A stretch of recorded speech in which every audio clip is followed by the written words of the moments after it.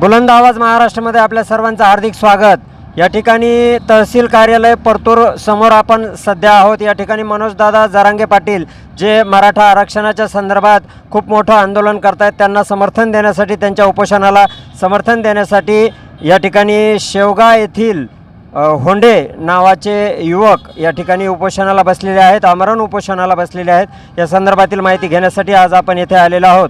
त्यांचे सहकारी तथा उपोषणकर्ते होंडे हे या ठिकाणी उपलब्ध आहेत। आपण जाणून घेऊयात त्यांच्या मागण्या आणि उपोषणाला बसण्याचं कारण। माझं नाव सदाशिव होंडे। दादा त्याच्या मागण्या त्या सरकारनं तातडीनं लवकर मागण्या ह्या करावं। जिजाऊ जय शिवराय गेल्या अनेक वर्षापासून हा मराठा समाज मागासलेला आहे। या समाजाला आरक्षणाची गरज आहे। या राजकीय घडामोडीमध्ये सर्वच पक्षांचे मराठा मुख्यमंत्री होऊन गेले, परंतु कुठल्याही मुख्यमंत्र्याने मराठा समाजाची बाजू आजपर्यंत मांडलेली नाही।